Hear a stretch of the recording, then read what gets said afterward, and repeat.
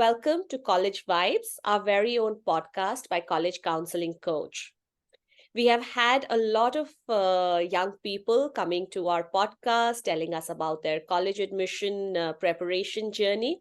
But you're an unusual one in the sense that you are not yet in college, you're still in class 12, and yet you are here.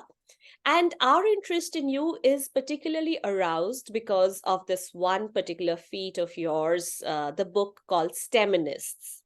And I would not like to reveal any further about the qualities that you possess or what is it that you have in your bag to tell our listeners, our viewers.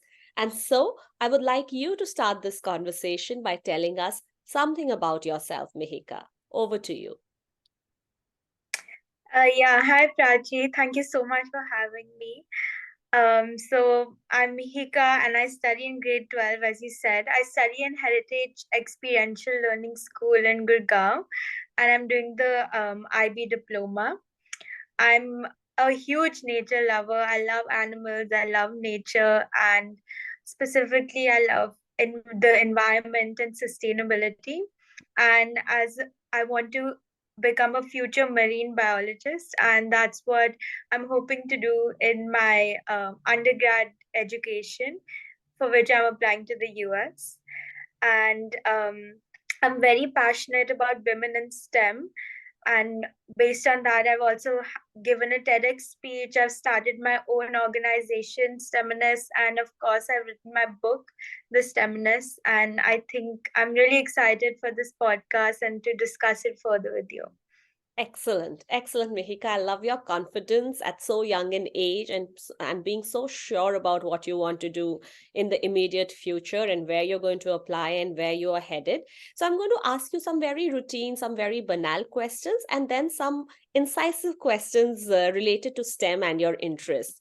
So my next question, Mihika, to you is what kindled your interest in STEM? I think for me, like, I'd always been a fan of nature. I was always the outdoorsy kid, and my parents, they had exposed me to a lot of nature, whether that's trekking or diving. And from there, I started learning a little bit about ecosystems and plants and animals. And that was definitely something that interested me about STEM, like the biology aspect of it. And I started a science club with my brother where we would teach younger children science concepts through experimentation. I think that was definitely like a catalyst in my journey for loving STEM, because just as the kids were exploring, so was I. I was learning new concepts, new things, and I really learned the joy behind STEM, and the art behind STEM. And that's why I chose to study it and chose a career in the STEM field. So, how long ago was this, Mihika, when you and your brother set out to explain these STEM concepts to little children? So this was, I think, 3 years ago in 2020. That's when we started. And along with that, we also started a YouTube channel where we would pick up on certain topics, for example, bio-mimicry, and make a series of videos on it. So this was a really fun journey for me to sort of, explore my Explore. interest in them. Yes. So, what's biomimicry, if I may ask you? I know it's not among the questions that I have slotted for you, but what exactly is biomimicry, Mihika? Yeah, sure. So it's basically how humans are inspired by concepts in nature. For example, like how people wear the down jackets in winters, which is inspired by the insulation that birds have. So it's a nature concept that humans take and build something of their own on it. So my favorite example of biomimicry is probably spiderweb glass. So I know this might be a little off topic, but in nature, spiders build their webs in a way so that birds can see them, because obviously they don't want to capture birds as their prey.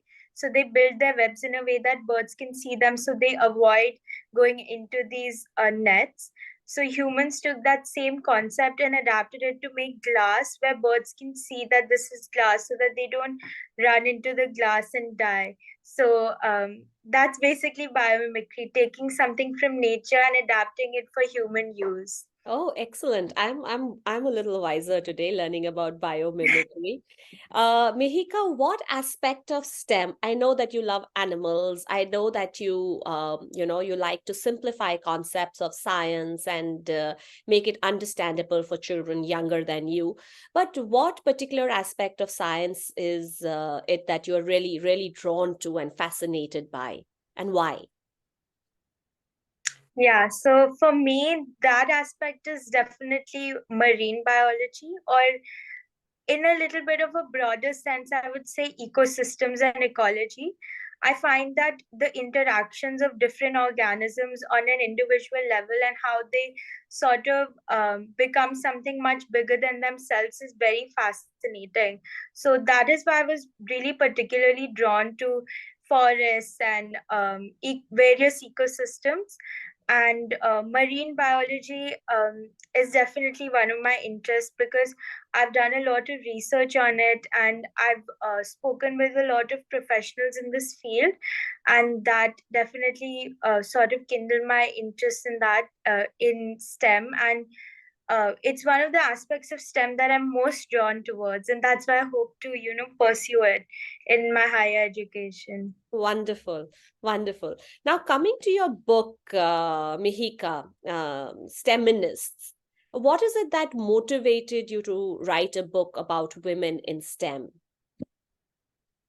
Yeah. So when I started, so before I wrote my book, I started my organization Steminists, and that was where I was interviewing different women in STEM and understanding their experiences and their journeys, and sort of, compiling all of that together.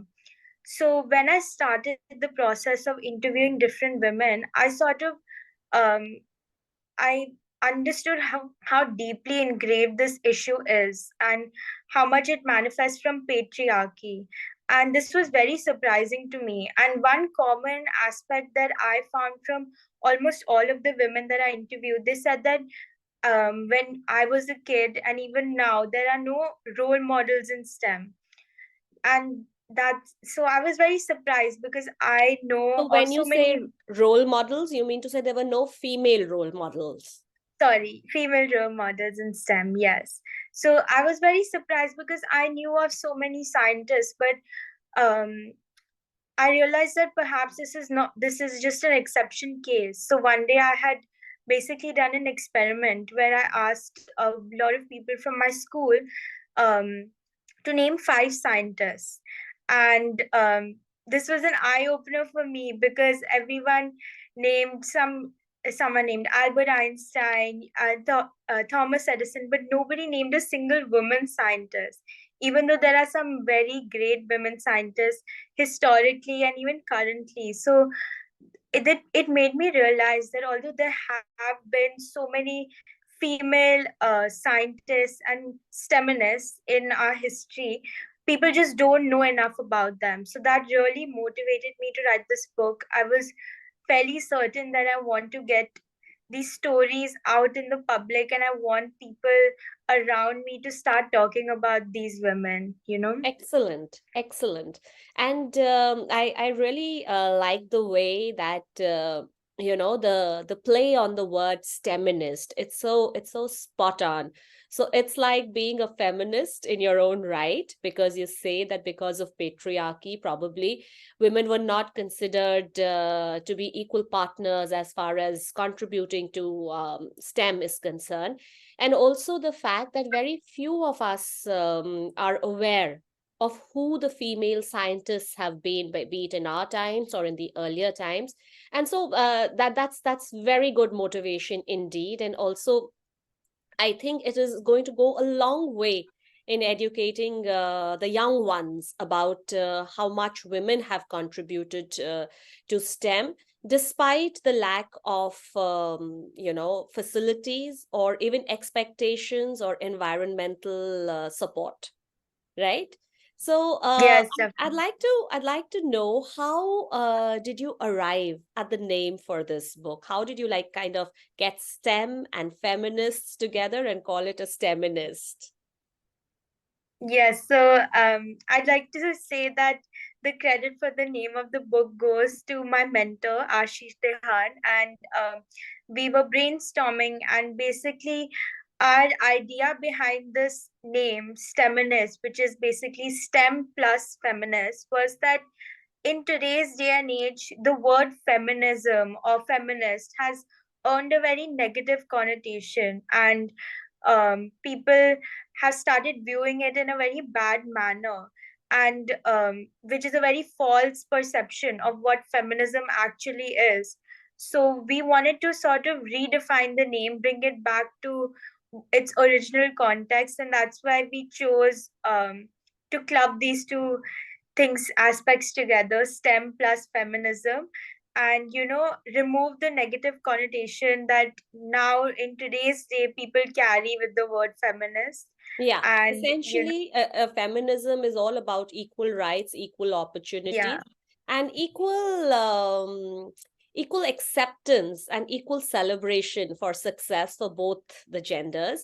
And I think I mean, it makes a lot of sense when you say that we are trying to get the right connotation associated with feminism, considering that there are very few women in STEM for whatever reasons there may have been, but to put it in the spotlight by saying that, yes, equal rights, equal opportunities, and equal success for both in STEM as well, right? Yes, definitely. Okay. How did you zero in on these 12 women that you wrote about, Mihika? I'm sure that there are so many who have contributed to the field of STEM, and it must have been a tough job saying these are the 12 I'm going to write about. So, how did you finally say these are the 12? Yeah, it was a very tough job. I did a lot of research on many different women before I zeroed in on these 12. So, the first thing I wanted to highlight was I wanted these women to be historical. So, I wanted them to span over a large age gap, like, and not just in the recent past, from really long ago as well, because I wanted to know that throughout history, since the beginning of time, women have been in the STEM field, obviously without the credit that they deserve, but it has been there and they have been overlooked. I also wanted to choose a lot of women from various STEM fields, because within STEM itself, that most women tend to go for biology related fields. So I wanted to also highlight women in physics and chemistry and technology to sort of give equal opportunity to all the STEM aspects: science, technology, engineering, and maths. And another thing I looked at was I wanted to bring out some stories that people might have heard their names of. For example, Kalpana Chawla. I'm fairly certain almost everyone has heard her name, but Yes. are not 100% sure of the story of her struggles as a woman in STEM. So I wanted to bring out the stories that people might know the name of, but not this the full background of. And at the same time, I also wanted to highlight women who have, in my opinion, not gotten that same kind of recognition of even their name. For example, Hedy Lamar. So I sort of struck a balance between all three of these aspects to narrow down in these 12 women that I wrote Okay. about. Okay. So from what I understand is that you wanted all the I wanted to say characters, but they're not really characters. They're real people. You wanted these women in STEM to be from across all ages. I mean, from earlier, from the current times, the recent past, from the medieval past, and from the, I don't know whether to say ancient past or not, Ancient. but yes, but you wanted them to span across different ages, and also you wanted to give equal representation to not just the biological sciences, where women are seen to be taking to these sciences more often, but to have representation in the technical aspect, the engineering, and the mathematics part of it. So it must have been quite a task, definitely not an easy decision to make. And you talked about the fact that it is not just about bringing their achievements to light, but it is the story behind those achievements, the struggles. And I'm sure that you must have had your own fair share of struggles while putting this book together. So, what are the challenges that you faced while writing this book, while getting it published, and uh, what kind of support also did you garner at that point of time when you sort of ideated the book with people?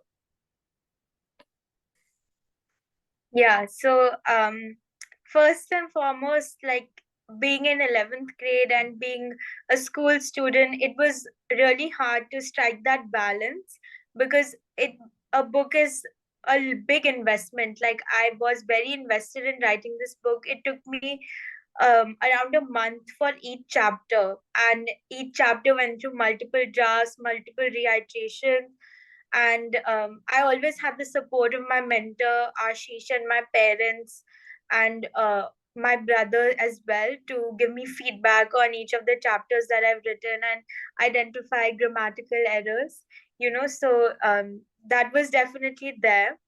It was also reading about these struggles that women go through. It was a little bit mentally taxing as well. I would say that I would feel a little overwhelmed, and I would start questioning my future a little bit, that, oh, like this might happen to me. But I knew that, at the end of it, my mission of getting this book out is much larger than just myself. So I persevered through that, definitely. And yeah, other than that, these were the main struggles that I had.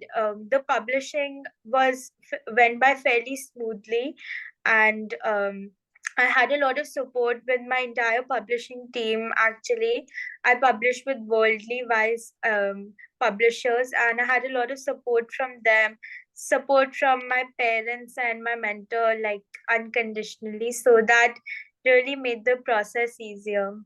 So, coming to the bit about when you said when you read about their struggles and it was disturbing, did you also, I mean, while you said that probably you could be facing some trouble as you go up or as you go forward in discovering your way into STEM, at any point of time, did you also feel privileged? That you're born at a time where it is not so unordinary for women to be in STEM, and probably it's a good time for women to be in STEM. Did that strike you at any point of time? Yes, definitely. I think from the start of my book writing process, which actually started off with research not on the women specifically, but on the whole issue about women in STEM in general. It and like I said, I did so many interviews with current women in STEM as part of my organization. The aspect of how privileged I am to even at this stage be able to start an organization to raise awareness about this was like definitely highlighted. And people, like my family is very supportive of the kind of choices I want to make for my future and the kind of path I want to create for myself. And I know that um, even today people in the same situation as me might not have that support. They might not go to a school where they have that kind of the kind of resources that I have. So I think that definitely I have a lot of privilege, and I hope to put it to good use, and I hope to sort of use it in a way that It helps makes STEM. others also find their way, right? Yeah, definitely. So when Exactly. I had said about privilege and being in a good space, it was not just about you in your position, about going to a good school, but about women in general. that yes, it is far more acceptable, it is far more it's, I won't say it's commonplace to find women in STEM, but I mean they're just as good as men in STEM, and the opportunities for them are just as enormous as it would be for anybody else, right?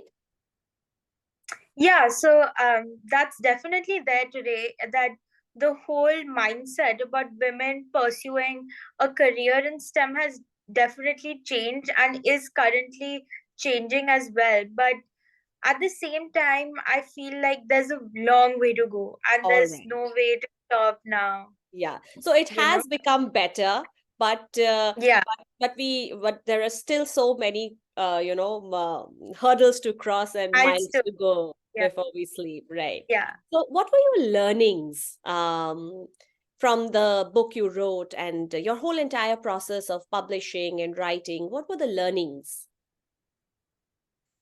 So I think the biggest learning for me was how how the lack of women in STEM is basically an issue that emerges from patriarchy, which is something I was not very sure about. Like, it comes from the fact that, women from a very young age are discouraged to take STEM. They're discouraged to, they're encouraged to pursue humanities if possible, and definitely discouraged to take STEM from their families, from their teachers, from any people they interact with, in their academic journey. And STEM being a patriarchal problem, sorry, the lack of women in STEM being a patriarchal problem becomes much more complicated because patriarchy, although we've been trying for like decades, it has been something that is very hard for people because I it's engraved understand. in the mind I understand. from It's tough to generation. break the mold. It's tough to break the mold, and the Yeah, social conditioning is such where there's not a natural encouragement for girls to be pursuing science should they be interested in it or be good at it. So yeah. so they might not really be discouraged, but they aren't being encouraged either, right?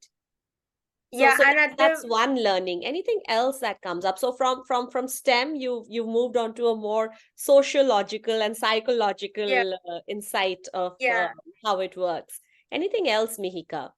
Another thing that really struck to me from all the women I wrote about is how important role models or mentors play in the journey of a woman entering the STEM field.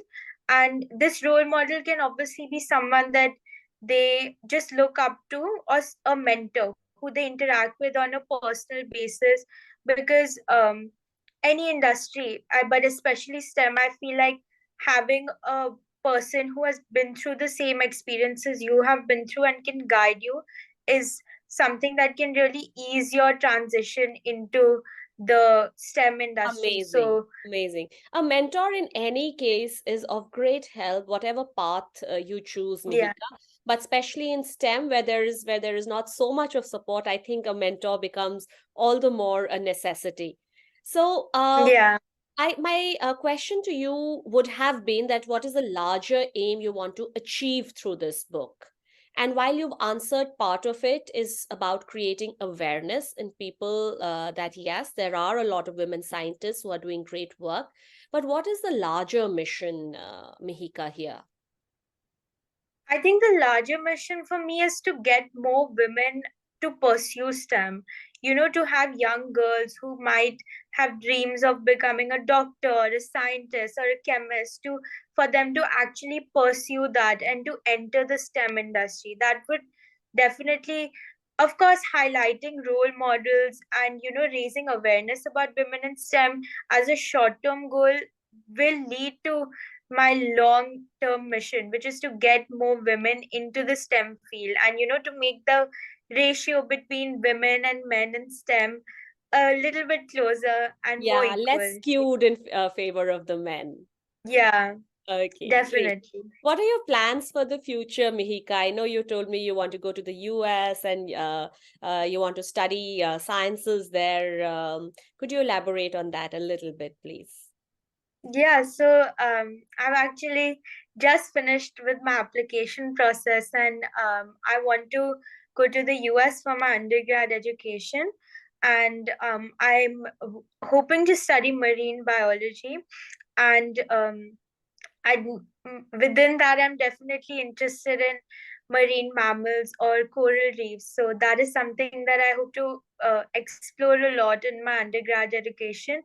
And in terms of a career, I want to have a career in research. So continuing learning new things. And I mentioned that I'm very passionate about sustainability and the environment. So I personally believe that, the answer to our climate crisis lies in the hands of our ocean. And I want to harvest that and head into, the climate field, and eventually, be part of the solution for that. How So, amazing, Mihika. How amazing that, while you want to be a success story yourself, your success story is also linked to the larger success of the human race in terms of yeah.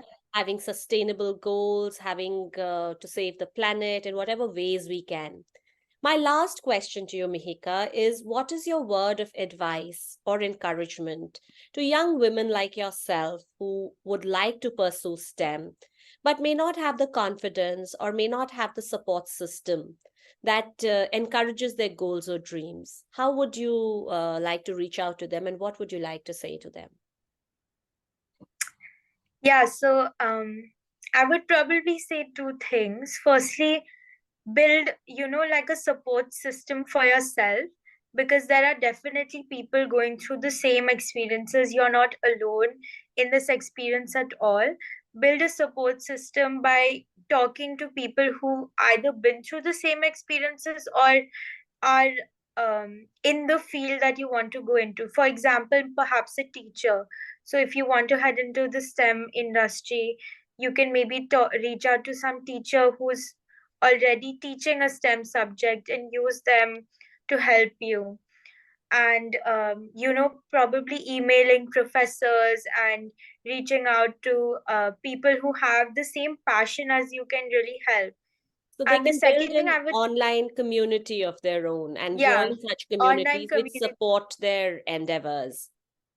Yeah, and I think more important than that, it's to sort of keep their passion for the subject or for their field alive. Because when you are passionate about something and people around you are not very supportive of that, or you don't have the means to pursue that, it can be very easy for that passion to sort of fizzle out and, you know, um, assimilate. So it's very important to keep that passion alive. And I think doing that by meeting people who are also passionate about similar things, like I said, building an online community, or finding a mentor who can really guide you through this process. And they can also help you create opportunities for yourself. Perhaps if you are not in the situation where you have the physical means to do it, you can pursue something online. So Great. just keeping that passion alive would definitely help you persevere. And you know yeah. Thank you. Thank you, Mihika. It has indeed been such a pleasure to talk to someone as young as you, who's, Likewise. got the whole world, the whole world is your oyster, and there's so much that you could be doing. I hope that, young women and men, of course, who are listening to this podcast, they find it extremely inspiring, and it has indeed been a pleasure talking to you. We wish you best of luck for Like, all your future endeavors. Thank you, Mihika. thank you so much. Thank you so much.